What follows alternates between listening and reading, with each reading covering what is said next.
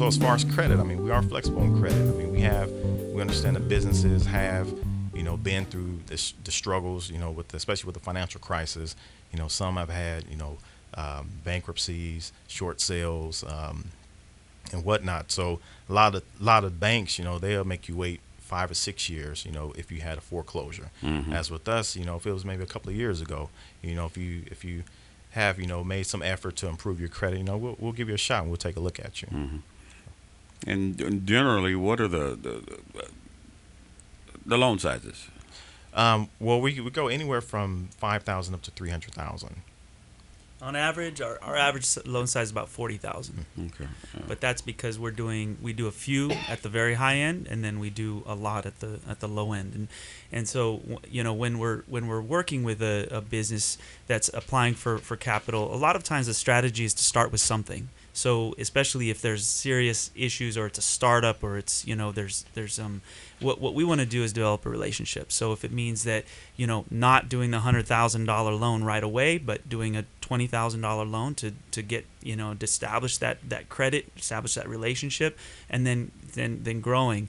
For instance, we just got $140,000 loan approved for a borrower who a couple years ago had taken out a $15,000 loan, and he had demonstrated this growth. He had demonstrated responsibility, and his loan really helped him out. How well do you work with, or are you equipped to work with those people who are borrowers in terms of making sure they have a business plan and those kinds of things that a lot of times people have great ideas, but they don't have the concept of how do I make sure I have in place the mechanisms that will make sure I'm successful and I can grow? Is there a link? I know SBA had a thing, I don't know if you still have it, it's called SCORE or something like that they... And they're still around, yeah. SCORE, there's also the Small Business Development Center. They have consultants that'll sit down with you and work out a business plan. Typically, by the time an entrepreneur comes to us for capital, they have a business plan in place, or at least something that's informal. I'd say we're pretty flexible about how the business plan looks, or the key to us is, does it make sense? I mean, if you have a good idea and you have it bullet pointed it out, or if you have a projection, that's kind of the basics. We need to understand, how do you see this business playing out over the next 12 months?